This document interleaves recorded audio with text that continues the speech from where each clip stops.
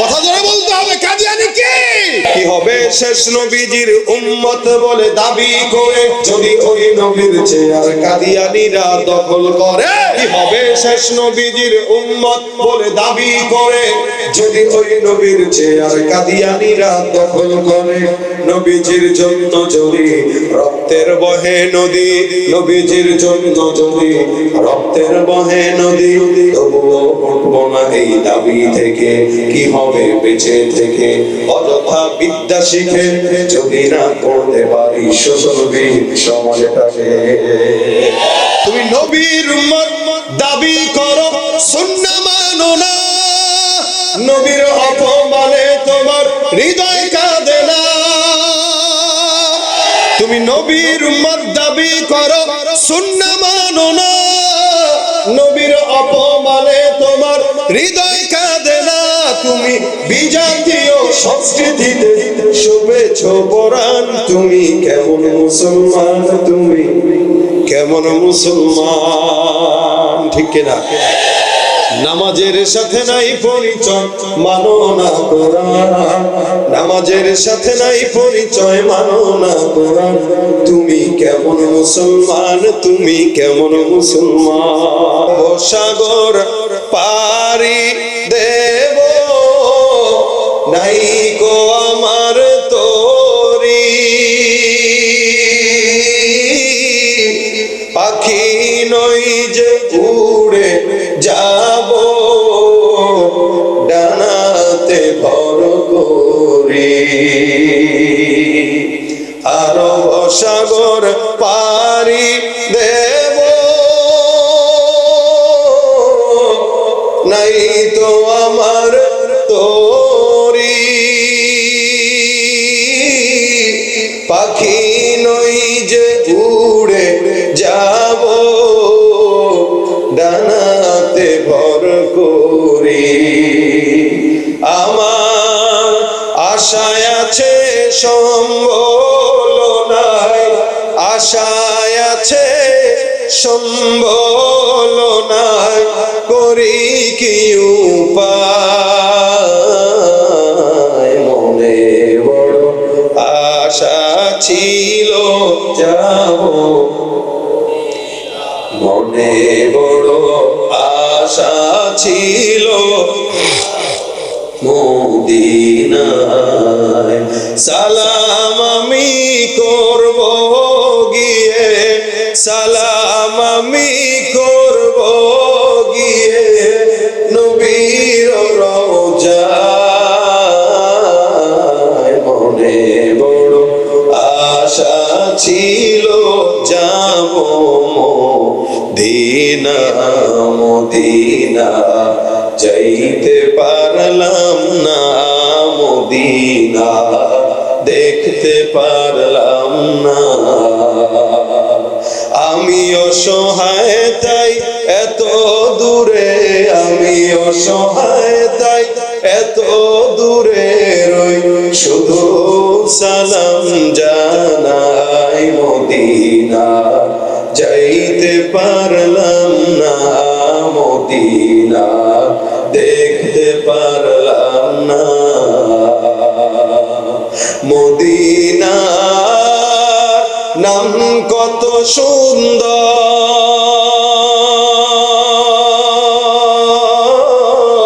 Medina কেড়েছে অন্তর। Medina নাম কত সুন্দর, মদিনা কেড়েছে অন্তর। ওই মদিনার পথের ধুলি আমি, ওই মদিনার পথের ধুলি আমি মাখতে পারলাম না, মদিনা দেখতে পারলাম না, মদিনা যাইতে পারলাম না। জিয়ারতে मदीना की दिल में है तमन्ना नहीं है मेरे पास सफर का समाना बलगल उला बिकमालिही कशफत दुजा बिजमालिही हसनत जमीउ खिसालिही सल्लु अलैहि व आलिही। ज़बान खुले मोहब्बतेर सकले एकटु जिकिर करी ला इलाहा, आवाज दिए ला इलाहा इल्लल्लाह, ला इलाहा इल्लल्लाह, ला इलाहा इल्लल्लाह, ला इलाहा इल्लল্লাহ। সুবহানাল্লাহ কইতে কষ্ট লাগে আপনাদের না? আরো মনে হইতেছে আরো কমে গেছে আওয়াজ। সামনে পিছনের ভাইরা কি কথা বলতে জানে না? জানে? পিছনের ভাইরা জানেন কথা বলতে? জানেন যদি সবাই আওয়াজ দিয়ে বলেন সুবহানাল্লাহ, আবার বলেন সুবহানাল্লাহ। এই যে বললেন তো আল্লাহ পাক রব্বুল আলামিনের হাবিব বলেন ইন্না ফিল জান্নাতি লাশাজারা। কেউ একবার সুবহানাল্লাহ বলেছে তো আল্লাহ পাক তার জান্নাতে একটা গাছ লাগাই দিয়েছে। এখন যারা বলেছেন তাদের জান্নাতে একটা গাছ লেগে গেছে। আবার বলেছেন তো আরেকটা লেগে গেছে সুবহানাল্লাহ, আবার বললেন তো আরেকটা লেগে গেছে। যত বলবেন তত লাগবে। জবান খুলে বলেন সুবহানাল্লাহ। কত বড় গাছ? নবী সাল্লাল্লাহু আলাইহি ওয়াসাল্লাম বলেন একটা দ্রুতগামী ঘোড়া, এই গাছের গোড়া যদি দৌড়ায় মিনিমাম 500 বছর পর্যন্ত দৌড়াইলেও সেই গাছের গোড়া শেষ করতে পারবে না। এখন আসেন একটা ঘোড়ার দৌড় কতটুকু স্পিড? আপনারা যারা হুন্ডা চালান কত স্পিডে চালাইতে পারেন? 100, 120, 10, এর বেশি চালাইলে আর বাঁচার দরকার নাই।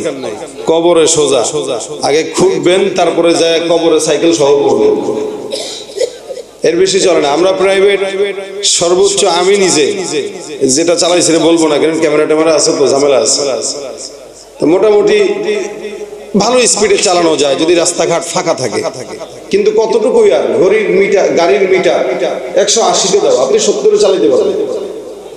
সর্বোচ্চ টেনে হেসতে 70-এর উপরে উঠতে পারবেন, কিন্তু ইঞ্জিনে ধোঁয়া উঠে যাওয়ার সম্ভাবনা আছে। এর চেয়ে বেশি ক্ষমতা তার নাই। আমি গত কয়েক বছর আগে একবার মক্কা থেকে মদিনায় সফরে যাচ্ছিলাম। হঠাৎ করে আমাদের বাস চলতেছে, তো স্বাভাবিক আরবে যে গাড়িগুলো চলে বা দেশের বাইরে যে গাড়িগুলো চলে এগুলো মিনিমাম 120 গতিতে চলে, মিনিমাম। এটা তার একদম কমন একটা স্পিড। 120 গতিতে যখন গাড়ি চলতেছে, আমরা হঠাৎ করে তাকায় দেখলাম ডান পাশ দিয়ে একটা ঘোড়সওয়ারি তার ঘোড়াকে আমাদের গাড়িকে চোখের পলকে ওভারটেক করে সামনে চলে গেল। তা আমার গাড়ি যদি চলে 120-এ, না হইলেও এই ঘোড়ার দৌড় আছে 180। আমরা কিছুক্ষণ তাকায় রইলাম অবাক হয়ে। ধুলা উঠতেছে, মনে হইলো 10-15 সেকেন্ডের বেশি সময় লাগে নাই, আমাদের চোখে ধুলা দিয়ে সে উধাও হয়ে গেছে মরুভূমি। তার মানে এই ঘোড়াটা না হইলেও 200 কিলোমিটারের বেশি গতিতে চলতেছে। ইঞ্জিন আছে কোনো? কথা কয় না এরা। ভাই আমি আগে এই বলিনি, আপনাদের আওয়াজ স্বতঃস্ফূর্ত যেমন ফিডব্যাক আসবে আমার আলোচনা তেমনই হবে। কারণ আপনারা কবরস্থানের নীরবতা বানায় রাখবেন আর মনে করবেন বক্তা আপনাদেরকে উল্টায় দিবে একদম দুনিয়া। এত সহজ না। সারা বছর প্রোগ্রাম করি, এত জুত নাই গলা। আপনারা গলা বাঁচাইবেন, আমি গলা বাঁচায় কথা বলবো। আপনারা যদি সজাগ থাকেন ওয়াজও হবে, ফাঁকে দু একটা গজল শোনাবো। এখন আপনাদেরকে আমি ঠেলে ঠেলে গজল শোনানোর মতো কোনো ইচ্ছা আমার নাই।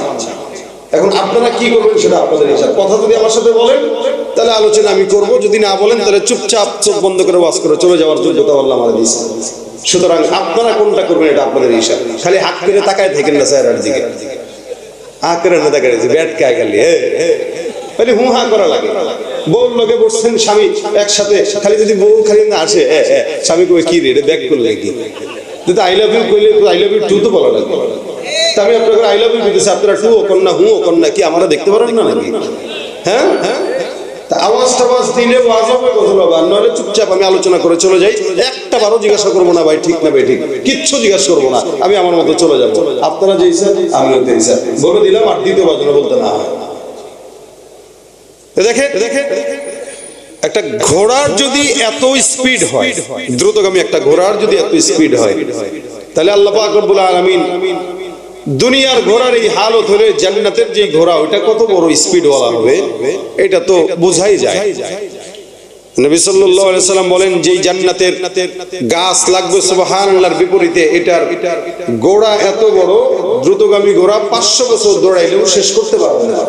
তার মানে দৌড়াইতেই থাকবে, দৌড়াইতেই থাকবে, দৌড়াইতেই থাকবে। সুবহানাল্লাহ। যতক্ষণ বসা থাকবে নামাজ হবে। আবার বলেন সুবহানাল্লাহ, আলহামদুলিল্লাহ, আল্লাহু আকবার। আল্লাহ কবুল করুক, বলেন আমিন। ভাইরা আমার, আমরা নবীর উম্মত, আমি আগেই বলেছি আমরা নবীর উম্মত, এটা আমাদের পরিচয়। এছাড়া এটা পরিচয়টা শুধু পর্বের জন্য, লিতাআফু, যাতে পরিচিত হওয়ায়। আল্লাহ পাক আমাদেরকে আখিরি নবীর উম্মত হিসেবে যেরকম সম্মান দিয়েছেন, এরকম সম্মান পূর্ববর্তী কোন নবীর উম্মতকে আল্লাহ পাক দেন নাই। আমাদেরকে যেটা দিয়েছেন কেমন বলে, আমরা সবার আগে জান্নাতে যাব, তারপরে সব নবীর উম্মতের সিরিয়াল। সিরিয়াল কাদের আগে? আমাদের আগে। আমাদের নবীর দিক থেকে আমাদের নবী সবার চেয়ে দামি, আর উম্মতের দিক থেকে আমরা সবার চেয়ে দামি। নবীর দিক থেকে আমাদের নবী, আর উম্মতের দিক থেকে বলেন না আমরা কারা? আমরা। নবীর দিক থেকে মুহাম্মদুর রাসূলুল্লাহ, উম্মতের দিক থেকে আমরা। কত সম্মান আল্লাহ পাক দিয়েছে। কিয়ামতের ময়দানে 120 কাতার উম্মত হবে, 120 কাতার। 120 কাতারের ভিতরে নবী বলেন 40 কাতার উম্মত সমস্ত নবীদের উম্মত, আদম থেকে ঈসা পর্যন্ত যত নবী আছে সব নবীর উম্মত, মাত্র 40 কাতার। বাকি 80 কাতার হবে। রাসূল বলেন শুধুমাত্র আমি মুহাম্মদুর রাসূলুল্লাহ সাল্লাল্লাহু আলাইহি ওয়াসাল্লাম। কোথায় 40, কোথায় 80? সাহাবারা বলেন ইয়া রাসূলুল্লাহ, পেঁচ লাগবে না? কাউরে ঢুকাইতে যায়, কারে ঢুকায় ফেলেন। আবার চিনবেন কিভাবে এত কোটি কোটি কোটি কোটি মানুষের ভিতরে কে আপনার, কে আদমের, কে ইব্রাহিমের, কে ইসমাইলের? কেমনে বুঝবেন? নবী ডাক দিয়ে বলেন কোনো টেনশনের কারণ নাই, আমার উম্মতদের আলাদা একটা সিল থাকবে। আরে সুবহানাল্লাহ, কি সিল? এই যে নামাজ পড়ছেন, এশার ওযু করছেন, সিজদা দিবেন, তো নবী বলেন এই ওযুর জায়গা, সিজদার জায়গা এমন ভাবে উজ্জ্বল করে দিবে যেগুলো শুধুমাত্র আমার উম্মতের থাকবে, আর আমি এদেরকে দেখে দেখে চিহ্নিত করে জান্নাতে ঢোকায় দেব। এটা আমাদের পাওয়ার আলাদা, এটা আমাদের মর্যাদা আলাদা।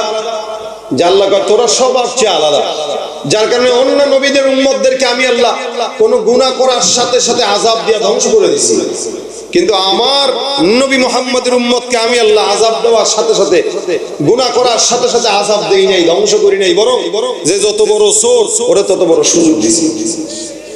কি বলেন? চোর বাটপারদের সুযোগ দেয় বেশি আল্লাহ। এরা মনে করে, মনে হয় আরে দুনিয়ায় তো ভালোই আছে, কিন্তু আল্লাহ পাক বলেন মা কানা রাব্বুকা নাসিয়া, আপনার রব ভুলে যায় না, ছাড় দেয়, ছেড়ে যায় না।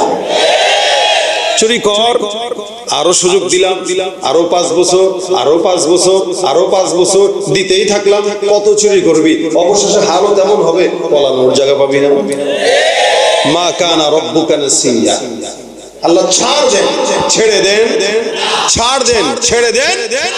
ভাই আপনার এই মাইকের এটা ঠিক করতে করতে তো চাকরি আমার 1000 টাকা দিয়েন, অতিরিক্ত চাপ না। আপনার এটা এদিকে কাইতে হয়ে রয়েছে, আমি না ধরতে বললো, আমি ধরছি, এদিকে কাইতে হয়ে রয়েছে, এটা সোজা করতে হবে। তাহলে দেখেন আল্লাহ পাক আমাদের পাওয়ার দিবেন সমস্ত নবীদের ভিতর থেকে সবচেয়ে আলাদা, যেটা কোন নবীর উম্মতকে দেন নাই, আর আসার তো সম্ভাবনাও নাই। আল্লাহ পাক রব্বুল আলামিন সমস্ত উম্মতদেরকে কোরআনে ডেকেছেন বা অন্যান্য কিতাবগুলোতে ডেকেছেন কি, যেমন অন্য নবীর উম্মতদেরকে আল্লাহ বলেছেন মিসকিন, কখনো ফকির মিসকিন, কখনো ইয়া আইয়ুহান নাস, বিভিন্ন বিভিন্ন নামে ডেকেছেন। কিন্তু একমাত্র আমরা যাদেরকে আল্লাহ পাক মিসকিন বলেও ডাকেন নাই, নাস বলেও ডাকেন নাই, ফকির বলেও ডাকেন নাই, আল্লাহ পাক আমাদেরকে মহব্বত করে একটা নাম দিয়েছেন, সেটা হলো হে মুমিন। সুবহানাল্লাহ। ভাই নামটা একটু চেঞ্জ আছে না? অন্যদেরকে বলতেছি ইয়া আইয়ুহান নাস, হে লোক সকল, আম ভাবে, হে লোক সকল। আর আমাদেরকে বলতেছেন ইয়া আইয়ুহাল্লাযীনা আমানু, হে মুমিনের দল। সুবহানাল্লাহ। ডাকছেন কে? আল্লাহ ডাকে মুমিন বলে, আর এই মুমিনের বাচ্চা করে চুরি আর চামারি আর দুর্নীতি করছে। আল্লাহ কয় মুমিন, আরে মুমিনের বাচ্চা করে চুরি। আল্লাহ বলে মুমিন, এই মুমিনের বাচ্চা করে দুর্নীতি। আল্লাহ বলে মুমিন, মুমিনের বাচ্চা করে সন্ত্রাসী। আল্লাহ বলে মুমিন, মুমিনের বাচ্চা এমন কোন অন্যায় নাই যেটা করে। নাম দিছে মুমিন, আসলে মুমিন না ভণ্ড? মুমিন না ভণ্ড? তুমি নবীর উম্মত দাবি করো, সুন্নাহ মানো না, নবীর অপমানে তোমার হৃদয় কাঁদে না। তুমি নবীর উম্মত দাবি করো, সুন্নাহ মানো না, নবীর অপমানে তোমার হৃদয় কাঁদে না। তুমি বিজাতীয় সংস্কৃতিতে শোভেছ পরাণ, তুমি কেমন মুসলমান, তুমি কেমন মুসলমান? ঠিক কিনা? নামাজের সাথে নাই পরিচয়, মানো না কোরআন। নামাজের সাথে নাই পরিচয়, মানো না কোরআন। তুমি কেমন মুসলমান, তুমি কেমন মুসলমান? মুসলমান নামের না কামের? কি হওয়া দরকার বলেন? কি হওয়া দরকার বলেন? কামের, নামের, নামের মুসলমানের অভাব নাই, যার কারণে এখনো পর্যন্ত এদেশে ইসলামী হুকুমত আসে নাই। নামের মুসলমানের অভাব নাই, এই কারণে এই দেশের সরকারে বা রাষ্ট্রে এদেশে এখনো পর্যন্ত ইসলাম আসে নাই। যদি নামের মুসলমান হইতো এত সংখ্যা দরকার ছিল না, বহু আগে ইসলাম কায়েম হয়ে যেত। আল্লাহ বলেন মুমিন, আর হে ঘুষের কারবারি করে। আল্লাহ সব নবীদেরকে নাম যখন দিয়েছেন কোরআনে ভিন্ন ভিন্ন নামে রেখেছেন, মানে নাম ধরে ধরে রেখেছেন। যেমন আদমকে আল্লাহ পাক ডাকেন, ঈসাকে ডেকেছেন, নূহকে ডেকেছেন, জাকারিয়াকে ডেকেছেন, ঈসাকে ডেকেছেন, মুহাম্মদকেও ডেকেছেন। কিন্তু তাদের ডাকা আর আমাদের নবীর ডাকা আসমান জমিন পার্থক্য। আল্লাহ বলেন ইয়া আদম উসকুন আনতা ওয়া যাওজুকাল জান্নাহ। আমার আল্লাহ ডাক দিয়া বলেন হে আদম। এখানে আল্লাহ পাক ডাক দিয়া বলেন ইয়া আদম। আদমকে আল্লাহ পাক রব্বুল আলামিন নাম ধরে ডাকলেন। আল্লাহ পাক বলেন ইয়া জাকারিয়া ইন্না নুবাশশিরুকা বিগুলাম। জাকারিয়া নবীকে আল্লাহ পাক রব্বুল আলামিন নাম ধরে ডাকলেন। আল্লাহ পাক বলেন ইয়া ইয়াহইয়া খুদিল কিতাবা বিকুওয়া। ইয়াহইয়া পয়গম্বরকে আল্লাহ পাক রব্বুল আলামিন নাম ধরে ডাকলেন। আমার আল্লাহ বলেন ইয়া নূহ ইহবিতু বিসালামিন মিন্না ওয়া বারাকাতিন আলাইক। এখানে আল্লাহ পাক নূহ পয়গম্বরকেও নাম ধরে ডাকলেন। আল্লাহ পাক রব্বুল আলামিন বলেন ইয়া মূসা লা তাখাফ। এখানে আল্লাহ পাক রব্বুল আলামিন মূসাকে নাম ধরে ডাকলেন। আল্লাহ পাক বলেন ওয়া জাকারিয়া ওয়া ইয়াহইয়া ওয়া ইলিয়াস। এখানেও আল্লাহ পাক রব্বুল আলামিন জাকারিয়া, ইয়াহইয়া, ইলিয়াসকেও নাম ধরে রাখলেন। ওয়া ইব্রাহিম ওয়া ইসমাঈল ওয়া যাল কিফল। এখানে আল্লাহ পাক ইব্রাহিম, ইসমাঈলকে নাম ধরে রাখলেন। আমার আল্লাহ পাক রব্বুল আলামিন জায়গায় জায়গায় যত নবীকে ডাকলেন, সব নবীকে আল্লাহ পাক রব্বুল আলামিন নাম ধরে ধরে রাখলেন। আল্লাহ পাক রব্বুল আলামিন যখন মুহাম্মদুর রাসূলুল্লাহ সাল্লাল্লাহু আলাইহি ওয়াসাল্লামকে ডাকার প্রয়োজনীয়তা অনুভব করলেন, কোরআনের ফাতিহা থেকে নিয়ে নাস পর্যন্ত একটা জায়গাতেও ইয়া মুহাম্মদ বলে আল্লাহ ডাকেন নাই। আমার আল্লাহ পাক সব নবীকে নাম ধরে ধরে ডাকলেও আমার নবীকে নাম ধরেন নাই।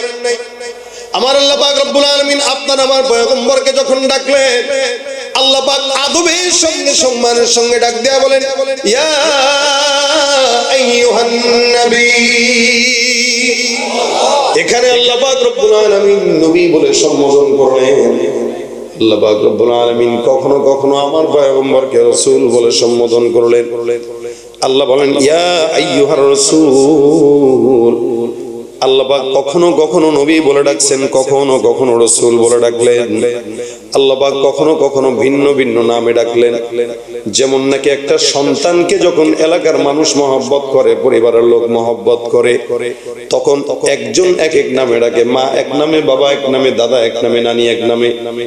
আমার আল্লাহ পাক রব্বুল আলামিন আকা নামদার মুহাম্মদুর রাসূলুল্লাহ সাল্লাল্লাহু আলাইহি ওয়াসাল্লাম কে এত মহব্বত করলেন, যার কারণে ভিন্ন ভিন্ন নামে ডাক দিয়া আল্লাহ পাক সুখ পান। আল্লাহ পাক কখনো কখনো নবীকে ডাক দিয়া বলেন, ইয়া আইয়ুহাল মুজাম্মিল। এখানে আল্লাহ পাক রব্বুল আলামিন মুজাম্মিল বলে ডাক দেয়। কখনো আল্লাহ পাক ডাক দিয়া বলেন ইয়া আইয়ুহাল মুদাসসির। কখনো আল্লাহ পাক রব্বুল আলামিন বলেন ইয়াসিন ওয়াল কুরআনিল হাকীম। আল্লাহ পাক রব্বুল আলামিন কখনো কখনো বলেন তাহা মা আনজালনা আলাইকাল কুরআনা লিতাশকা। এক এক জায়গায় এক এক নামে এক এক ডাকে সুন্দর করে আল্লাহ পাক আপনার আমার নবীকে ডাকলেন। আল্লাহ পাক কোন জায়গায় মুহাম্মদ বলেন নাই, সব জায়গায় মুহাম্মদ বাদ দিয়া নবী আর রাসূল বললেন। আল্লাহ পাক বলেন লাকাদ কানা লাকুম ফি রাসূলিল্লাহি উসওয়াতুন হাসানা। এখানে আল্লাহ পাক আমার নবীকে রাসূল বলে সম্বোধন করলেন। আল্লাহ পাক ডাক দিয়া বলেন লাকাদ জাআকুম রাসূলুম মিন আনফুসিকুম। এখানে আল্লাহ পাক রাসূল শব্দটা ব্যবহার করলেন। আল্লাহ পাক রব্বুল আলামিন যদিও কোন জায়গায় মুহাম্মদ শব্দ উল্লেখ করলেন, কিন্তু ওই জায়গায় মুহাম্মদের পাশে আবার রাসূল শব্দটাও লাগাইলেন, যার কারণে আল্লাহ বলেন মুহাম্মাদুর রাসূলুল্লাহ ওয়াল্লাযীনা মাআহু আশিদ্দাউ আলাল কুফফার। এখানে আল্লাহ পাক রব্বুল আলামিন মুহাম্মদের পাশে রাসূল শব্দটাও লাগায় দিলেন। আমার আল্লাহ অন্য আয়াতে বলেন ওয়ামা মুহাম্মাদুন ইল্লা রাসূল। আল্লাহ পাক রব্বুল আলামিন মুহাম্মদ তো আল্লাহর নবীকে ডাক দিয়া বলেন মুহাম্মদ তো মুহাম্মদ নয়, তিনি হলেন রাসূল। অন্য আয়াতে আল্লাহ পাক বলেন মা কানা মুহাম্মাদুন আবা আহাদিন মির রিজালিকুম ওয়ালাকিন রাসূলুল্লাহ ওয়া খাতামান নাবিয়্যিন। এখানে আল্লাহ পাক রব্বুল আলামিন বললেন মুহাম্মদ তোমাদের কোন পুরুষের বিধান নয়, মুহাম্মদের পরিচয় দুইটা। এক নাম্বার আল্লাহ পাক রব্বুল আলামিন বলেন মুহাম্মদের পরিচয় হলো ওয়ালাকিন রাসূলুল্লাহ, ওয়ালাকিন রাসূলুল্লাহ। আমার আল্লাহ ডাক দিয়ে বলেন মুহাম্মদের এক নাম্বার পরিচয় তিনি হলেন আল্লাহর রাসূল। দুই নাম্বার পরিচয় ওয়া খাতামান নবিয়্যিন। এই নবীর পরে আর কোন নবী আসার সম্ভাবনা নাই, ইনি হলেন আখির নবী, শেষ নবী। যারা এই নবীকে শেষ নবী মানে না তারা মুসলমান হতে পারে না। নবীর পরে নবী আছে। আল্লাহ নবী ডাক দিয়া বলেন আমার পরিচয় হলো এমন একটা দেয়ালের মতো, যে দেয়ালের মধ্যে সমস্ত ইটগুলো লাগানো হয়ে গেছে, একটা মাত্র ইটগুলা বাকি, যে ইটটাকে আল্লাহ পাক লাগানোর মাধ্যমে নবুয়তের দেয়াল পরিপূর্ণ করে দিয়েছেন। কিয়ামত পর্যন্ত আর কোন নবী আসার সম্ভাবনা নাই। আজকের সমাজে যারা গোলাম আহমদ কাদিয়ানীকে কাফের মনে করে না, এগুলো সব হলো কাদিয়ানীদের মতো কাফেরের দল। নবীর পরে নবী নাই, বলেন নবীর পরে নবী নাই। সংসদে আইন চাই। এদেশে রাষ্ট্র ক্ষমতার পালা বদল বারবার দেখেছি। মদের আইন পাস হয়েছে, কিন্তু কাদিয়ানী কাফের আইন পাস হয় নাই। আগামীর বাংলাদেশে যদি ইসলাম ক্ষমতায় আসে, আমরা চাই কাদিয়ানী কাফের এটা সংসদে পাস হোক, কিনা বলেন? কি হবে শেষ নবীজির উম্মত বলে দাবি করে, যদি ওই নবীর চেয়ার কাদিয়ানীরা দখল করে? কি হবে শেষ নবীজির উম্মত বলে দাবি করে, যদি ওই নবীর চেয়ার কাদিয়ানীরা দখল করে? নবীজির জন্য যদি রক্তের বহে নদী, নবীজির জন্য যদি রক্তের বহে নদী, তবুও উঠবো না এই দাবি থেকে। কি হবে বেঁচে থেকে অযথা বিদ্যা শিখে, যদি না করতে পারি সুসলভী সমাজটাকে? কথা ধরে বলতে হবে কাদিয়ানী কে। ভাইরা আমার, আল্লাহ পাক রব্বুল আলামিন পরিচয় তুলে ধরলেন। মুহাম্মদের শেষ পরিচয় ওয়ালাকিন রাসূলুল্লাহ ওয়া খাতামান নবিয়্যিন। অর্থাৎ কোরআনের মধ্যে আল্লাহ পাক কোন জায়গায় মুহাম্মদকে শুধু মুহাম্মদ বলেন নাই, লকব দিয়ে দিয়ে ডাকছেন। আল্লাহ পাক আপনাকে আমাকে এই কথা আবার স্বীকারোক্তি দিয়ে দিলেন, লা তাজালু দুআ আর-রাসূল বাইনাকুম কাদুআই বা'দিকুম বা'দা। হে মুমিনের দল, তোমরা নবীকে অন্যান্য মানুষকে যেভাবে ডাক দাও, আল্লাহর নবী মুহাম্মদুর রাসূলুল্লাহকে সেমনে ডাকবা না। আল্লাহ পাক রব্বুল আলামিন কেমনে ডাকবে এটাও পয়গম্বরের উম্মতদেরকে শিখিয়ে দিলেন। শুধু তাই নয়, নবীর সামনে কথা কিভাবে বলবে আল্লাহ পাক সেটাও শিখিয়ে দিয়ে বললেন, লা তারফাউ আসওয়াতাকুম ফাওকা সাওতিন নবী। খবরদার, নবীর সামনে যখন কথা বলবা তখন এলোমেলো কথা বলবা না, গলা উঁচু করে কথা বলবা না। নবীর সামনে কথা বলার সময় সতর্ক থাকবা যাতে রাসূলের কথার উপরে তোমার কথার আওয়াজ না যায়। সুবহানাল্লাহ। এত মর্যাদা আল্লাহ পাক রব্বুল আলামিন আপনার আমার নবীকে দান করলেন। এ মুসলমান, সেই নবীর উম্মত আমরা। আল্লাহ পাক যেমন নাকি মর্যাদার দিক থেকে সর্বোচ্চ বানাইছেন, সৌন্দর্যের দিক থেকে আল্লাহ পাক সবচেয়ে সুন্দর বানাইছেন। যার কারণে এই গোটা দুনিয়াতে যত মানুষ আছে সব মানুষের মধ্যে সবচেয়ে সুন্দর হলো মুহাম্মদুর রাসূলুল্লাহ সাল্লাল্লাহু আলাইহি ওয়াসাল্লাম। সব কিছু আল্লাহ পাক আদেশ দিয়ে বানাইলেন, আপনার আমার নবীকে আল্লাহ পাক নিজের হাতে মহব্বত করে ভালোবেসে বানিয়েছে। একদিন কবি হাসান বিন সাবিত রাদিয়াল্লাহু তাআলা আনহু, আপনারা কি নাম শুনছেন না? কবি হাসান বিন সাবিত, আমরা যাদের উত্তরসূরি, উনি কবিতার চর্চা করতেন। নবী করিম সাল্লাল্লাহু আলাইহি ওয়াসাল্লাম যার কারণে আলাদা একটা মেম্বার বানিয়ে দিয়েছেন যে তুমি বসে বসে আমার নিয়ে কবিতা লিখবা আর কাফেরদের বিরুদ্ধে কবিতা লিখবা। একদিন হাসান বিন সাবিত রাসূলের চেহারার দিকে তাকিয়ে আছেন, কি সুন্দর। নবী বসা, এক সাহাবীর যুদ্ধের ময়দানে চোখ খুলে গেছে, জিহাদের ময়দানে গেছে, তো তোর একটা তীর এসে চোখে লেগে চোখ খুলে গেছে। এই চোখ হাতের ভিতরে নিয়ে রাসূলের কাছে দৌড় দিয়েছে, ডাক দেয়া, কে রাসূলুল্লাহ চোখটা একটু লাগায় দেন। চোখ একটা আছে একটা নাই, বুঝেন অবস্থা। যুদ্ধের ময়দান থেকে চোখ হারায়া চোখটা হাতে নিয়ে নবীর কাছে আসছে, হুজুর চোখটা একটু লাগায় দেন। নবী ডাক দেয়া, সবর করো, যুদ্ধের জন্য ঈমানের জন্য চোখ হারাইছো, তো চোখের বিনিময়ে আল্লাহ তোমার জান্নাত দান করবেন। রাসূলের কথা যেটা, চোখের বিনিময়ে জান্নাত দিবেন। সাহাবী কয়, হুজুর আল্লাহর কাছে কি জান্নাতের কোনো অভাব পড়ছে? কয় না, সেটা তো পড়ে নাই। কয় তাহলে আমার চোখ নিয়ে আল্লাহ আমাকে জান্নাত দেওয়া লাগবে কেন? বুঝেন নাই কথা আপনারা? প্রশ্নটা কি যুক্তি না অযৌক্তিক? আল্লাহর কাছে জান্নাতের অভাব আছে বলে না, তাহলে আমার চোখ নিয়ে কেন জান্নাত দেওয়া লাগবে? হুজুর আমি চোখও চাই, আল্লাহর জান্নাতও চাই। নবী বলেন, বাপরে বাপ, কাম তো সারছে। নবী যেই জামানায় থাকবো, বেঁচে থাকবো, চোখ একটা থাকবে না। এক চোখ দিয়ে আপনারা দেখে তো মন ভরে না, দুই চোখ দিয়েই তো দেখে মন ভরতে পারি না, এক চোখ দিয়ে কিভাবে মন ভরে? নবী চোখটা লাগায় দেন। রাসূল সাল্লাল্লাহু আলাইহি ওয়াসাল্লাম তার বরকতি হাতে চোখ নিয়ে সাহাবীর এখানে লাগায় দিয়েছেন।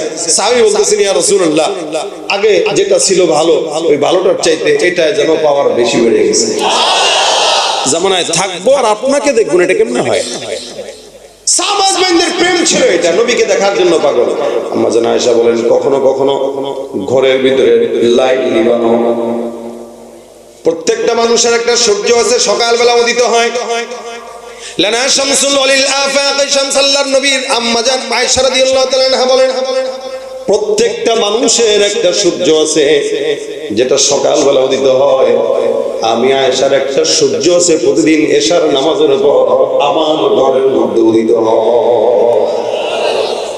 আম্মা জান আয়েশা কখনো কখনো সুই দিয়ে কিছু সেলাই করতে, ঘরের ভিতরে যদি বাতি নিভে যাইতো, নবী সাল্লাল্লাহু আলাইহি ওয়াসাল্লাম ঘরে তাশরীফ আনার পর আম্মা জান আয়েশা দেখতেন যে আমার সুইটা রাসূলের চেহারার বরকতে খাটের কর্নারে পড়ে আছে, দেখতে পেতাম। নবীর চেহারা এত বরকতময়, জাবির ইবনে সামুরা রাদিয়াল্লাহু তাআলা বর্ণনা করেন, আমি একবার উঠানের মধ্যে পয়গম্বরের চেহারার দিকে নজর দিয়ে দেখলাম, আল্লাহর নবী লাল দোরা কাটা একটা কাপড় দিয়ে সুন্দর করে উঠানের মধ্যে বসা। আল্লাহর নবীর সাহাবী জাবির বিন সামুরা বলেন, আমি আসমানের চাঁদের দিকে তাকাইলাম, আসমানে একটা চাঁদ জ্বলজ্বল করতেছে, জমিনের ভিতরে পয়গম্বর মুহাম্মদুর রাসূলুল্লাহ সাল্লাল্লাহু আলাইহি ওয়াসাল্লাম বসা। আমি একবার আসমানের চন্দ্রের দিকে তাকাই, একবার আমার বরকতি নবীর চেহারার দিকে তাকাই, আল্লাহর নবীর চেহারার দিকে তাকাই, বরকতি আসমানের চাঁদের দিকে তাকাই। জাবের রাদিয়াল্লাহু তাআলা ডাক দেয়া বলেন, আল্লাহর কসম আমার কাছে মনে হলো ওই আসমানের পূর্ণিমার চাঁদের চাইতে আমার নবীর চেহারা কোটি গুণে বেশি সুন্দর। হাসান বিন সাবিত নবীর চেহারার দিকে তাকায় তাকায় দেখে আর কয়, ইয়া রাসূলুল্লাহ আপনার চেহারা দেখলে প্রেমে পড়ে যায়। নবী একটা কবিতা মনে আসছে, বলবো নি? নবীরে ডাক দিয়া বলতেছেন, হাসান বিন সাবিত নবী একটা কবিতা মনে আসছে, মাথায় আসছে, আপনারা নিয়ে লিখবো নি? রাসূল কয় লেখো। হাসান বিন সাবিত কবিতা রাসূলের চেহারার দিকে তাকায় তাকায় তাকায় তাকায় লেখে, ওয়া আহসানু মিনকা লাম তারাকাতু আইনি ওয়া আজমালু মিনকা লাম তারিদিন নিসা খুলিকতা মুবাররাআম মিন কুল্লি আইবিন কাআন্নাকা ক্বাদ খুলিকতা কামা তাশা। হাসান বিন সাবিত ডাক দিয়া বলেন, ওয়া আহসানু মিনকা লাম তারাকাতু আইনি। এ দুনিয়ার কবিরা শুনে রাখো, কবি কবিতা লেখে তার ডার্লিং এ নিয়ে, যে হারাম সম্পর্ক তার নিয়ে লেখে, যত নষ্টামি ছড়ায় এই কবিতার মাধ্যমে, কিন্তু হাসানের কবিতা তার জন্য নাজাতের উসিলা হয়ে গেছে। রাসূলকে বলেন, ইয়া রাসূলুল্লাহ ওয়া আহসানু মিন কালাম তারাকাতু আইনি, এই দুনিয়াতে আমার চোখ আপনার চেয়ে সুন্দর কোন মানুষকে জিন্দেগিতে দেখে নাই। আপনি এত সুন্দর, কত মানুষ দেখলাম এই জমিনে, কত মানুষ হাজার হাজার, কিন্তু আমার চোখ আপনার চেয়ে সুন্দর কাউকে কোনোদিন দেখেনি। ওয়া আজমালু মিন কালাম তালিদিন নিসা, জমিনে যত মানুষ আছে, মা বোনরা আছে, আদম পয়গম্বর থেকে আজ পর্যন্ত কোন নারী কোনদিন আপনার চাইতে বরকতময় কোন পুরুষ জন্ম দেয় নাই। সুবহানাল্লাহ। এ মুসলমান, আমিনার গর্ভে থেকে আবার নবীকে বের করার জন্য আল্লাহ পাক রব্বুল আলামিন আদম পয়গম্বর, আম্মা জানা হাওয়া থেকে আমিনা পর্যন্ত যত মহিলাদেরকে নিয়েছেন, বুঝেন, আমিনার মা, তার মা, তার মা, তার মা, তার মা করে করে আম্মা জানা হাওয়া পর্যন্ত যত মানুষ গেছে, আল্লাহ নবী বলেন, মা বাবাত ইমরাত নবীন তত্ত্ব, আমার দাদি, আমার নানি, নানির নানি, নানির নানি, নানির নানি, দাদির দাদি, দাদির দাদি, দাদির দাদি করে করে যত দূর পর্যন্ত গেছে, এই যত দূর সিরিয়ালে গেছে, এই সিরিয়ালে যতগুলা মহিলা গেছে, একটা মহিলাকেও কোনোদিন আল্লাহ জানায় লিপ্ত করায় না। আমাকে বাঁচানোর জন্য এক বিন্দু পরিমাণে কেউ যদি বলতে না পারে মুহাম্মদের নানির নানির দাদি অথবা তার দাদি ওর তো চরিত্রে ঝামেলা ছিল, এটা যেন কেউ বলতে না পারে। এই জন্য হাওয়া থেকে নিয়ে আমিনা পর্যন্ত প্রত্যেকটা মহিলা ছিল পুত পবিত্র, এবং দুনিয়াতে তারা একদম পুত পবিত্র অবস্থায় আল্লাহ পাক তাদেরকে হেফাজত করে গেছেন। এই জন্য হাসান বিন সাবিত বলে, কোন নারী আপনার মতো কোন পুরুষ জন্ম নেয় নাই আমিনা ছাড়া। খুলিকতা মুবাররাআম মিন কুল্লি আইব, আল্লাহ পাক রব্বুল আলামিন আপনাকে এমন ভাবে সৃষ্টি করলো যেন জমিনের সমস্ত আইব তৈরি থেকে আল্লাহ পাক আপনাকে একদম বেছে বেছে বানাইছেন। একটা বিন্দু পরিমাণ, চুল পরিমাণ কোন ত্রুটি আপনার সৃষ্টির মধ্যে রাখেন নাই। এই জন্য শামাইলে রাসূলের বর্ণনা আছে, নবী সাল্লাল্লাহু আলাইহি ওয়াসাল্লাম যেখানে যেমন দরকার ছিল আল্লাহ পাক তাকে তেমন সুন্দর বানায় দিতেন। সুবহানাল্লাহ।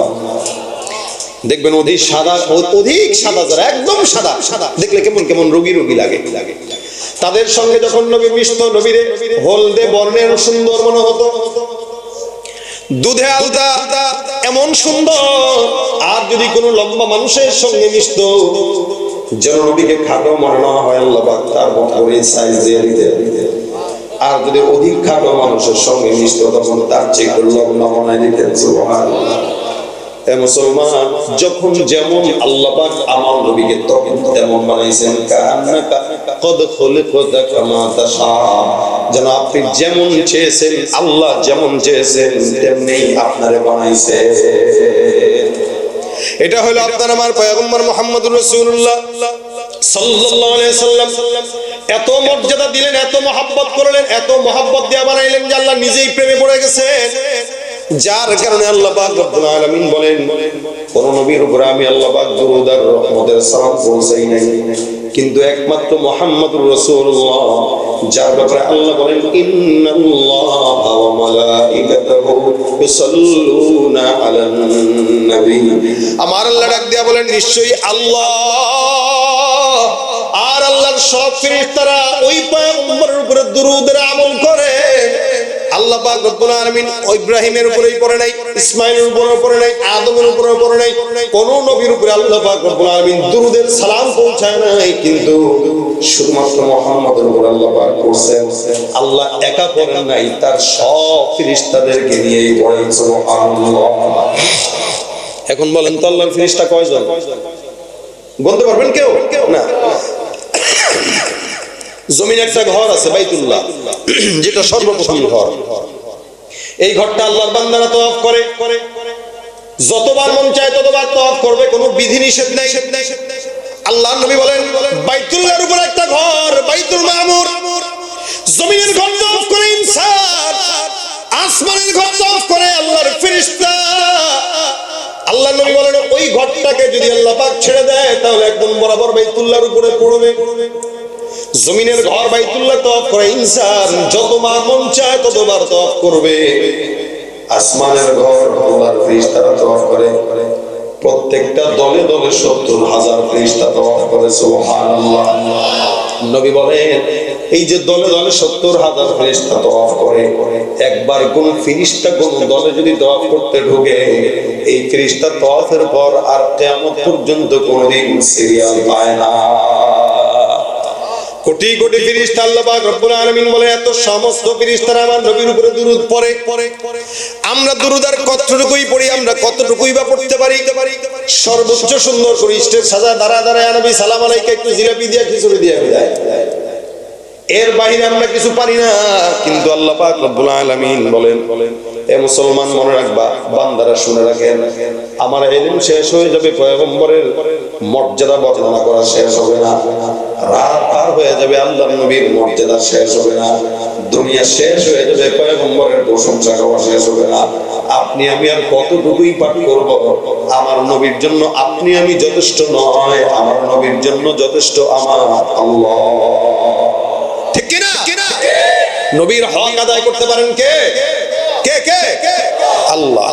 এই জন্য আল্লাহ পাক রব্বুল আলামিন নিজে আমার পয়গম্বরের উপর দুরূদ পড়ি, মুহাম্মদ হামিদে হামদে খুদা বাস, খুদা মদহে আফরি মুস্তাফা বাস, মুহাম্মদ হামিদে হামদে খুদা বাস, খুদা মদহে আফরি মুস্তাফা বাস, মুহাম্মদ আজ তুমি খাম খুদা রা, খুদায়া আজ তো হুব্বে মুস্তাফা, খুদায়া আজ তো হুব্বে মুস্তাফা।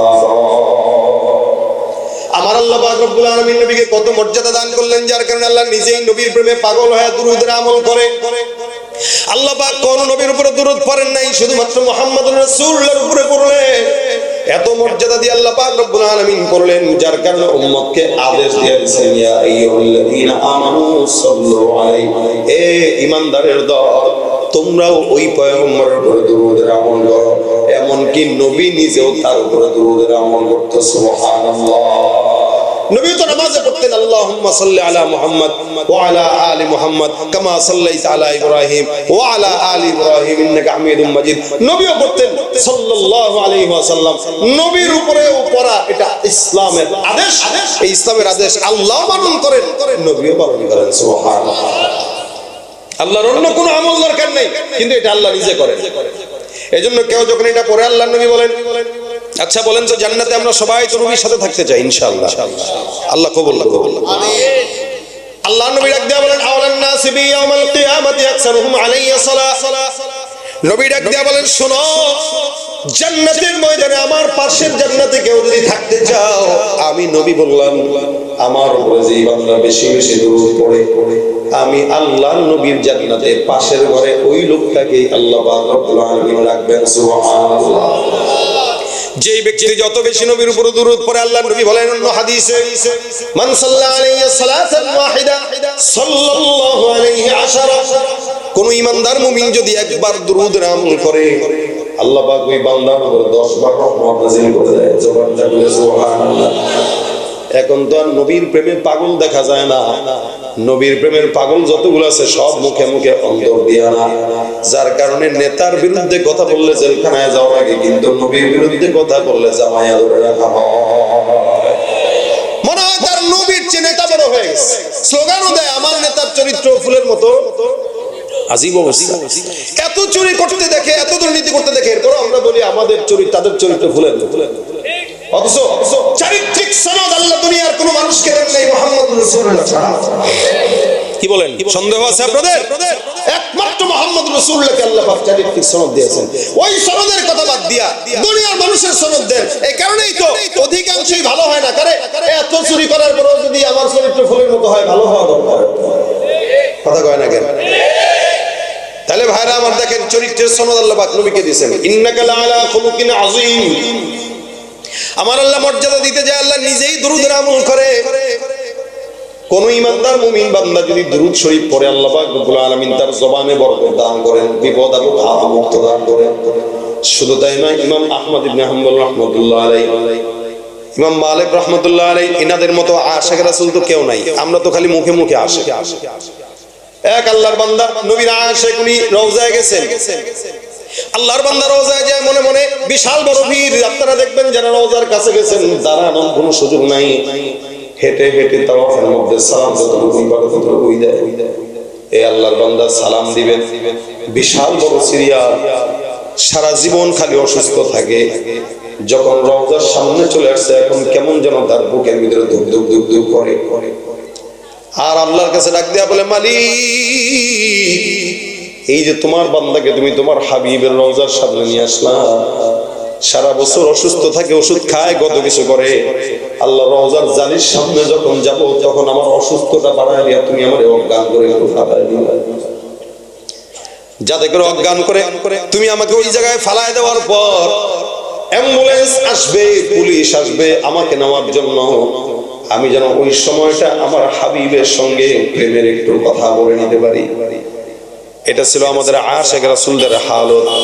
আর আমাদের ইশক হইল নবীর রওজার সামনে দাঁড়ায়, কিন্তু জবানের মধ্যে নবীর সুন্নতের দাড়ি নাই। ভাইরা আমার, ইমাম মালিক রাহমাতুল্লাহ আলাইহি নবীর মুহাব্বত করতেন। মদিনায় প্রায় 70 বছর পর্যন্ত উনি অতিবাহিত করেছেন। আল্লাহর বান্দা কোনোদিন জুতা পায়ে দিয়ে হাঁটেন না, এমনকি মদিনার মাটির থেকে কোনোদিন বের হয় নাই, হুদুদে হারাম থেকে বের হন নাই। উনি বলতেন, আমি হুদুদে হারাম থেকে বের হব না, কারণ আমি চাই আমার মওতটা, আমার শেষ নিঃশ্বাসটা রাসূলের রওজার পাশেই যেন হয়। ইমাম আহমদ ইবনে হাম্বল রাহমাতুল্লাহ আলাইহি অনেক বড় একজন ইমাম। উনি একবার 3-4 দিন পর্যন্ত না খাওয়া, আল্লাহর বান্দা পিপাসার্ত ক্ষুধার্ত অবস্থায় নবীর রওজার সামনে গেলেন। যাওয়ার পর রওজার সামনে রাসূলের সামনে সালাম দিয়ে শিকায়ত করতেছেন, ইয়া রাসূলুল্লাহ, আপনার সাহাবা আজমাইনরা ক্ষুধার যন্ত্রণা আপনাকে একবার যদি দেখতো, 3 দিনের ক্ষুধা নিবারণ হয়ে যেত। আমি ক্ষুধার যন্ত্রণা আপনার কাছে আসলাম, আমি তো আপনাকে দেখতে পারবো না। নবী তাদেরকে আপনি দেখা দেন, সামনে সামনে দেখা দিয়েছেন, যার কারণে তারা সরাসরি আপনাকে দেখে ক্ষুধা নিবারণ করলো। কিন্তু আমি নালায়েক, যার কারণে আমি আপনাকে সরাসরি দেখি নাই। কিন্তু সরাসরি না দেখলেও স্বপ্নে তো আপনি দেখা দিবেন। রাসূলের রওজার সামনে যায় ইমাম আহমদ ইবনে হাম্বল রাহমাতুল্লাহি আলাইহি, সুন্দর করে শিকায়াত করে আল্লাহ নবীর নামে দুরূদ পড়তে পড়তে রওজার সামনে ঘুমায় গেছে। এখন তো ভিড় বেড়ে গেছে, যার কারণে রওজার সামনে ঘুমানোর চিন্তাও করা যায় না। আমি নিজেই 2015 সালে যখন যাই, তখন একদম খালি। ওই যে রওজাতুম মির রিয়াজিল জান্নাহ, এই জায়গায় কত রাত সময় কাটানো হয়েছে। হাজী সাহেবদের দিন যত যাচ্ছে, সমস্ত লৌকিকতাগুলো বাড়তেছে, যার কারণে ভিড়ও বাড়ে। এই যে ভিড় বাড়তেছে, ইবাদত নাই। যত মানুষ সামনে যায়, সবগুলো মোবাইল নিয়ে ব্যস্ত, থেকে সালাম দিতে ব্যস্ত থাকে না। খাটিয়া আশিক রাসূল যারা নবীর রওজার সামনে যায়, তারা নিজেদেরকে স্থির রাখতে পারে না। এ আল্লাহর বান্দা রাসূলের রওজার সামনে যায়, ডাক দিয়া বলে, ইয়া রাসূলুল্লাহ, আপনাকে বলতেছি, আপনার সাহাবা আজমাইন আপনাকে দেখে দেখে ক্ষুধা নিবারণ করত। আমি আপনার সামনে আসলাম, দেখতে পারি নাই। দয়া করে পয়গম্বর, আপনি আমার ক্ষুধার একটু নিবারণ করে দেন। এই কথা বলে দুরূদ পড়তে পড়তে আল্লাহর বান্দা ঘুমায় গেলেন। ঘুমের ভিতরে স্বপ্নের মধ্যে তাকায় দেখেন, ডান পাশে আবু বকর, বাম পাশে ওমর বসা। পিছন থেকে আলী তাকে ধাক্কা দিয়ে ডাক দিয়ে বলে, ইমাম আহমদ ইবনে হাম্বল, তাড়াতাড়ি উঠে যাও। ঘুমের ভিতরে আল্লাহর বান্দা স্বপ্নের ভিতরে দেখে আবু বকর আর ওমর ওদিক দিয়ে আলী রাদিয়াল্লাহু তাআলা তারা ডাক দিয়া বলে তাড়াতাড়ি উঠো, আকা নামদার মুহাম্মদুর রাসূলুল্লাহ আসবে। ইমাম আহমদ ইবনে হাম্বল রাহমাতুল্লাহ আলাইহি লাফ দিয়া জেগে যায়, তাকায় দেখে পয়গম্বর হাজির। আল্লাহ নবী সাল্লাল্লাহু আলাইহি ওয়াসাল্লাম হাজির হয়ে হাতের ভিতরে রুটির টুকরা নিলেন। আবু বকরকেও এক টুকরা ছিঁড়ে দিলেন, ওমরকেও এক টুকরা ছিঁড়ে দিলেন, আলীর হাতে এক টুকরা ছিঁড়ে দিলেন, আরেক টুকরা আহমদ ইবনে হাম্বলের হাতের মধ্যে ধরায় দিলেন। ইমাম আহমদ ইবনে হাম্বল রাহমাতুল্লাহ আলাইহি যখন হাতের ভিতরে রুটিটা নিলেন, সবাই রুটি মুখে দিয়া খায়, ইমাম আহমদ ইবনে হাম্বল খায়। আল্লাহর বান্দা খাইতে খাইতে হঠাৎ করে তাকায় দেখে ঘুম থেকে জেগে গেলেন। রওজার সামনে শোয়া অবস্থায় আল্লাহর নবীকে উনি স্বপ্ন দেখলেন। নবী স্বপ্নের মধ্যে তাকে রুটি খাওয়ায় দিলেন, হাতের মধ্যে ধরায় দিলেন। ইমাম আহমদ ইবনে হাম্বল রাহমাতুল্লাহ আলাইহি হাতের ভিতরে তাকায় দেখে রাসূলের ঘুমে দেওয়া ওই রুটিটা তার হাতের মধ্যে এখনো লেগে আছে। তাকায় দেখে হাতে রুটি, রাসূলের স্বপ্নে দেওয়া রুটি। এরকম অসংখ্য ইমামরা, অসংখ্য বুজুর্গানের দিনে ইমাম আসিম কুফি নামে একজন ইমাম ছিলেন, নাহু সরফের অনেক বড় ইমাম। এই আল্লাহর বান্দা যখন কথা বলতেন তখন তার জবান থেকে সুঘ্রাণ আসতো, আর ঠোঁটের মধ্যে সবসময় কি যেন চুষতেন, এরকম জিহ্বা ভিজাইতেন। আমরা যেরকম জিহ্বা দিয়া ঠোঁট ভিজাই, আল্লাহর বান্দা জিহ্বা দিয়া ঠোঁট ভিজাইতেন। আর কথা যখন বলতেন তখন তার জবান থেকে মিশকের ঘ্রাণ আসতো। একবার ওনার খাদেম ডাক দিয়া বলে, হুজুর আমি বুঝলাম না, আপনাকে সব সময় কথা বলতে অবস্থায় ঠোঁটের মধ্যে আপনাকে ঠোঁট ভিজাইতে দেখি আর আপনার মুখ থেকে সুঘ্রাণ পাই, এটার কারণ কি? আজকে আমাদেরকে বলতেই হবে। ইমাম আসিম কুফি রাহমাতুল্লাহ আলাইহি ডাক দিয়া বলেন, শোনো, আমি আল্লাহর নবী সাল্লাল্লাহু আলাইহি ওয়াসাল্লামের নামের দুরূদের আমল অনেক বেশি করি। নবীর নামের দুরূদ আমি সব সময় আমার জবানে উঠাই, 24 ঘন্টা আমার মুখে সাল্লাল্লাহু আলাইহি ওয়াসাল্লাম। আমি একবার স্বপ্নের ভিতরে দেখলাম আকা নামদার মুহাম্মদুর রাসূলুল্লাহ সাল্লাল্লাহু আলাইহি ওয়াসাল্লাম স্বপ্নে হাজির। আল্লাহর নবী স্বপ্নের মধ্যে এসে আমার ঠোঁটের মধ্যে, জবানের মধ্যে চুমা খাইলেন। আমার কপালে চুমা খেয়ে ডাক দিয়া বললেন, যেই ঠোঁট মুহাম্মদের পাগল ওই ঠোঁট জান্নাতি ঠোঁট। নবী আমার ঠোঁটে চুমা খাইলেন, কপালে চুমা খাইলেন, আলিঙ্গন করে বিদায় হয়ে গেলেন।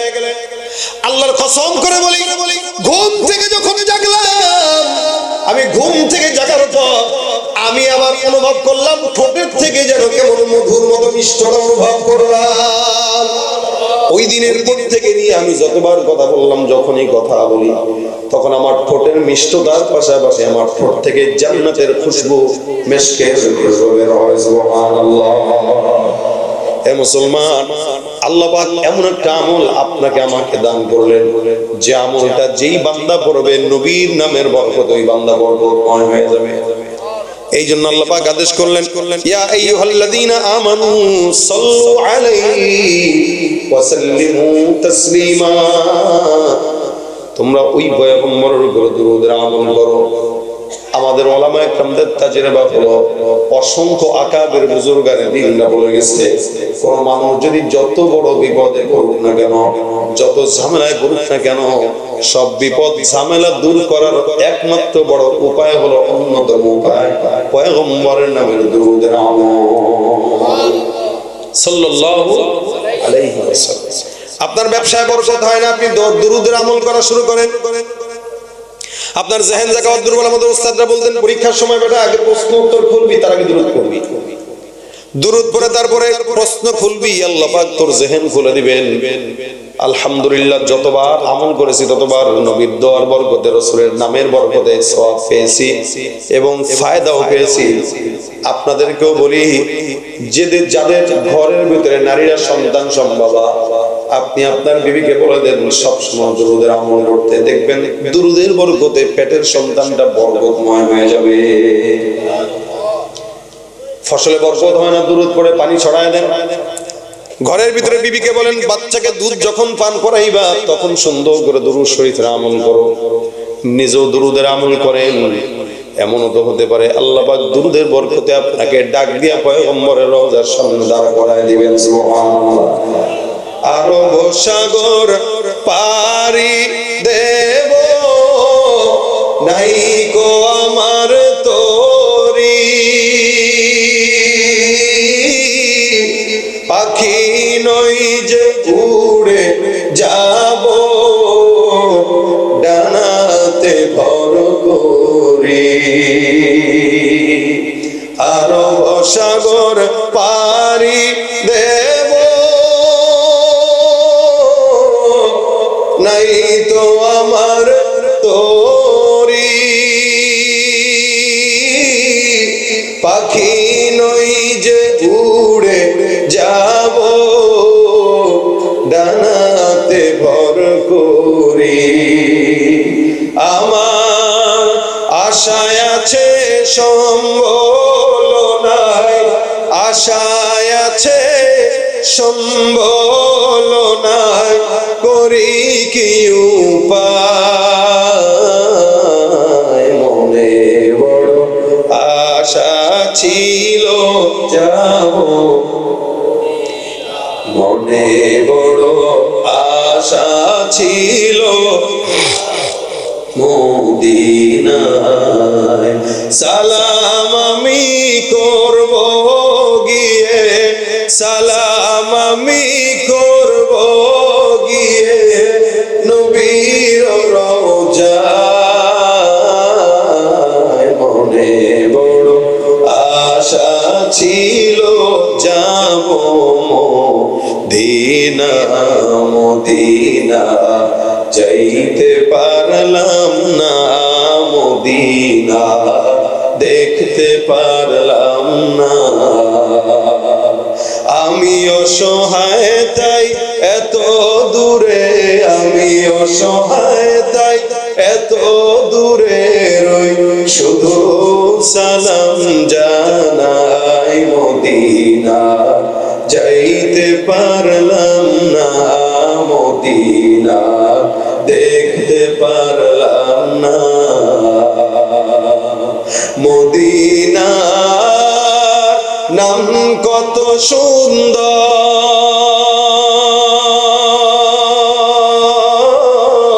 মদিনা কেড়েছে অন্তর মদিনা নাম কত সুন্দর মদিনা কেড়েছে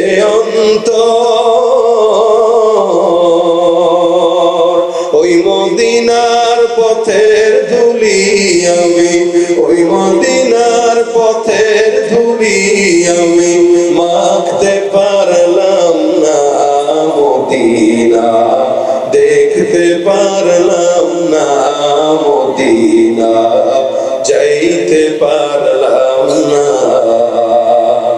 আমি অসহায় তাই এত দূরে আমি অসহায় তাই এত দূরে রই শুধু সালাম জানাই মদিনা দেখতে পারলাম না মদিনা যাইতে পারলাম না মনে বড় আশা ছিল যাব মদিনা যেতে চাইবে ইনশাআল্লাহ চাই সবাই আল্লাহ মদিনার জন্য কবুল করে বলেন আমিন মদিনা যদি যেতে চান আমল একটা কয়টা একটা বেশি বেশি আজকে থেকে নিয়ত করেন যখন সময় হয় তখন দরুদের আমল করবেন বসে আছেন সাল্লাল্লাহু আলাইহি ওয়াসাল্লাম শুরেছেন সাল্লাল্লাহু আলাইহি ওয়াসাল্লাম আশরাফ আলী থানভী রাহমাতুল্লাহ আলাইহি একটা আমল দিয়েছেন ওনার কিতাবে উনি বলেন কোন ঈমানদার মুমিন যদি প্রতিদিন 1000 বার দরুদ শরীফ পড়ে ঘুম যায় আল্লাহ পাক তার ফজল ও করমে স্বপ্নে পয়গম্বরকে দেখা দিয়ে দিবেন এটা ইয়াকিনের সাথে পড়বেন ইয়াকিনের সাথে ইনশাআল্লাহ হয়তো আলসামি লাগবে কিন্তু রাসূলকে একবার দেখার পরে এমন লোভ লাগবে মনে হবে যে আরো ভালো করে দেখি বেশি দেখি তাই আমল বাড়ায় দিচ্ছে এজন্য যে দোকানপাটে আছেন দোকানপাটে পড়বেন রিকশা চালান অবস্থায় পড়বেন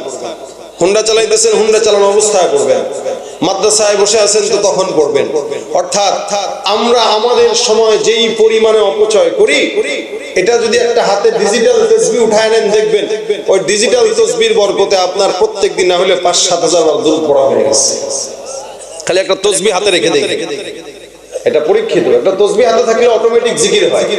ভাই তাসবিহ কিছু না, কিন্তু তাসবিহ মুযাক্কারাত এটা আমাদেরকে মনে করায় দেয় তো জিকির করতে হবে। এই জন্য তাসবিহ হাতে রাখা এটা আমাদের বুজুর্গানের দ্বীনদের একটা আমল। তাসবিহ এই হযরত আবু হুরায়রা রাদিয়াল্লাহু তাআলা রাখতেন। উনার শীতানে বালিশের কিনারায় 2000 গিটের একটা দড়ি ছিল। তখন তো আর এরকম তাসবিহর মতো আধুনিক তাসবিহ ছিল না, তো উনারা এটাকে বানায় নিতেন মুযাক্কারা। উনার বালিশের কিনারায় 2000 গিট দেওয়া একটা দড়ি ছিল। উনি প্রত্যেকদিন রাত্রিবেলা ঘুমানোর আগে সুবহানাল্লাহ এই শব্দটা 2000 বার পড়ে ঘুম দিতেন। আমরা তো ঘুমানোর আগে হেডফোন কানে দিয়া গান শুনতে শুনতে ঘুমাই, অভ্যাস বানায় নিছে এটা। মুভি দেখতে দেখতে ঘুমায় যুবকেরা, নাটক দেখতে দেখতে ঘুমায়। মরণ যদি অবস্থায় হয় তো জাহান্নাম ছাড়া তো উপায় নেই। এজন্য হাতে তাসবিহ নিয়ে যদি সাল্লাল্লাহু আলাইহি ওয়াসাল্লাম পড়তে পড়তে ঘুমান তো মরণ হইলেও রাসূলের দুরূদের বরকতে জান্নাত হয়ে যাবে। এজন্য আজকে থেকে নিয়ত করেন রাসূলের উপর দুরূদ পড়বেন তো ইনশাআল্লাহ। একবার পড়লে 10টা নেকি, 10 বার রহমত, 10টা গুনাহ মাফ। 10টা গুনাহ মাফ, 10 বার সম্মান বুলন্দ হয়ে যাবে। রাসূলের সাথে দিদার তো নসিব হবে ইনশাআল্লাহ। এজন্য যতক্ষণ পারেন, আমি আমার জিন্দেগির টার্গেট এটা বানাইছি, আমি আকসার মাহফিলে মানুষকে দুরূদের আমল দেই। কেন দেই? যে আমার হয়তো দুর্বলতা থাকবে, কিন্তু আল্লাহ পাক যদি এই উসিলা আমাদের মাফ করে, আমার উসিলা যদি কিছু মানুষ পড়ে, এই উসিলা যদি আমি সওয়াব পাইতে, এটাই কামিয়াবি। আজকের এই মজমায় যদি আপনারা কিছু পড়েন আর কাউকে যদি আবার তারগিব দেন যে ভাই এটা পড়েন, তা আপনারাও সওয়াব পাবেন ইনশাআল্লাহ। কারণ এটা আল্লাহ নিজে আমল করে, এই আমলটা আল্লাহ পাক নিজে করে, এটা আমাদের জন্য ওয়াজিব করা, এটা সাধারণ কোনো আমল না। আল্লাহ পাক যেন আমাদেরকে এই আমলটা বেশি বেশি করার তৌফিক দান করে। তাহলে আজকের এই মাদ্রাসার মাহফিলে যতক্ষণ আলোচনা শুনছেন, সেই মাগরিব থেকে এই পর্যন্ত, মাগরিবের পরে মনির সাহেবের হুজুর ওয়াজ শুনছেন, এশার পরে আলী আকবর সাহেবেরটা শুনছেন, এখন আমারটা শুনছেন। এই তার কামিয়াবি দান করে বলেন আমিন। যা বললাম শুনলাম ভুল ত্রুটি থাকলে যেন আল্লাহ পাক ক্ষমা করে দেয়, বলেন আমিন। মাদ্রাসার মাহফিল আলহামদুলিল্লাহ, আপনারা যেই পরিমাণে মাদ্রাসার জন্য দান করেছেন, আল্লাহর রহমতে ফজল ও করমে সব সময় এভাবে দানের হাতকে প্রসারিত করবেন ইনশাআল্লাহ। তাহলে এই প্রতিষ্ঠানটা আরো উন্নয়ন হবে। অনেক পুরনো প্রতিষ্ঠান, আপনাদেরই প্রতিষ্ঠান, এখান থেকে এক একজন বড় বড় হাফেজে কোরআন না বের হবে, আলেমে দ্বীন না বের হবে। ইনশাআল্লাহ আমরা যদি প্রতিষ্ঠানকে আগায় নেই, আমাদের সমাজ এগিয়ে যাবে। প্রতিষ্ঠান আগায় নেব, তো এই সমাজ থেকে, এই প্রতিষ্ঠান থেকে বড় বড় হাফেজ যেরকম মনির সাহেবের মতো ওলামা একরাম বের হয়ে সারা বাংলাদেশে দ্বীনের খেদমত করবে। তা আমরা চাই এই মাদ্রাসার সমস্ত হাফেজ যারা আছে এবং যারা সহযোগিতা করে, আল্লাহ পাক প্রত্যেককে যেন নাজাতের ফয়সালা করে দেয়, বলেন আমিন। আলোচনা যতটুকু এতটুকুই শেষ, বাসা পর্যন্ত নেব দুরূদ শরীফ। রাজি আছি ইনশাআল্লাহ? রাজি আছি ইনশাআল্লাহ? আল্লাহ পাক যেন আজকের এই মজমাকে এতটুকুতেই বরকতময় করেন, বলেন আমিন। এই শেষ ম্যাচ উঠবেন মুনাজাত না দিয়া? তাহলে উঠতেছেন কেন? উঠতেছেন কেন? এক সময় আমরা মাহফিল করতাম, মাহফিলের শেষে মানুষ ভিড়তো কেন? যে গজল কি বলে, ওয়াজ যতটুকু শুনছি বা না শুনছি, মোনাজাতটা ধরে যায়। এক সময় মানুষ আখেরি মোনাজাতের জন্য রাস্তায় আশেপাশে দাঁড়ায় থাকতো, মোনাজাতের আগে ঢুকে যেত। আর এখন কোন জামানা আসলো, ওয়াজ শুনে 1.5-2 ঘন্টা, 5 ঘন্টা, 10 ঘন্টা, মোনাজাতের আগে শয়তান কয় বড় আমার খালাতো ভাই না তুই নাকি থাকবি, আর তো খালাতো ভাই বলে উঠায় দেয়। যারা উঠতেছে এরা সবাই শয়তানের খালাতো ভাই। একদম সোজাসুজি বলে দিলাম, যারা উঠতেছে মুনাজাত ছাড়া এরা শয়তানের খালাতো ভাই। এতক্ষণ শয়তান তারে শুনাইছে, হাতের ভিতরে ময়লা নিয়ে তার বাড়িতে পাঠাবে, জানে যে ও গুনাহ করলে এই গুনাহ সাফ হওয়ার দরকার নেই, ও যেন গুনাহগার হয়ে থাকে। এই কারণে ময়লা সাফ ছাড়াই বাসায় নিয়ে যাইতেছে। তা আমরা শয়তানের খালাতো ভাই হয়ে যেতে চাই না, আমরা মুনাজাত করে নিষ্পাপ হয়ে যেতে চাই ইনশাআল্লাহ। তা আমার সঙ্গে সর্বশেষ একটা নাতে রাসূল গাবেন, আওয়াজ দিয়া গাবেন সবাই। আল্লাহ পাক রব্বুল আলামিন আমাদেরকে এই নাতে রাসূলের বরকতে যেন কবুল করে, বলেন আমিন। আমি আপনাদের সামনে যে নাতে রাসূল পরিবেশন করব, এটা পরিচিত, সবাই পারেন। অনেকেই রাসূলের শানে নাত গান গাইতে চান, ভুলভাল গান। আমাদেরকে অনেকে মেসেজ দেয় যে আপনাদের গজলের বই থাকলে আমাদেরকে জন্য নিয়ে আসবেন। তাদের জন্য চর্চার জন্য গজলের বই আছে, যেগুলোর পরিচিত আমাদের, এগুলোর সম্বলিত। চর্চা করবেন ইসলামী সংস্কৃতি, তাহলে গান বাজনা অপসংস্কৃতি এগুলো দূর হয়ে যাবে। ইসলামী সংস্কৃতি যতদিন সমাজে থাকবে, অপসংস্কৃতি আউল বাউল ফাউলরা সমাজে জায়গা পাবে না ইনশাআল্লাহ। সাল্লাল্লাহু আলাইহি ওয়াসাল্লাম। আমরা দরুদ শরীফ পড়ি, আল্লাহুম্মা সাল্লি আলা মুহাম্মাদ ওয়া আলা আলি মুহাম্মাদ কামা সাল্লাইতা আলা ইব্রাহিম وعلى آل إبراهيم إنك حميد مجيد اللهم بارك على محمد وعلى آل محمد كما باركت على إبراهيم وعلى آل إبراهيم إنك حميد مجيد أستغفر الله ربي من كل ذنب وأتوب إليه لا حول ولا قوة إلا بالله العلي العظيم মেহেরবানি করে সবাই দোয়া করব যারা আজকে মাদ্রাসায় দান করেছে দেশ থেকে প্রবাস থেকে আল্লাহ পাক সকলের দানকে কবুল করে اللهم أنت السلام ربنا ظلمنا أنفسنا وإن لم تغفر لنا وترحمنا لنكونن من الخاسرين ربنا فاغفر لنا ذنوبنا وكفر عنا سيئاتنا وتوفنا مع الأبرار رب اغفر لي ولوالدي وللمؤمنين يوم يقوم الحساب হে আল্লাহ মেহেরবানি করে আজকের মজমাকে তুমি কবুল ও মঞ্জুর করে নাও, যা আলোচনা হয়েছে আমল করার তৌফিক দান করে দাও। হে আল্লাহ ভুল ত্রুটি থাকলে ক্ষমা করে দাও, সওয়াবগুলো মদিনার রওজা মোবারকে পৌঁছায় দাও।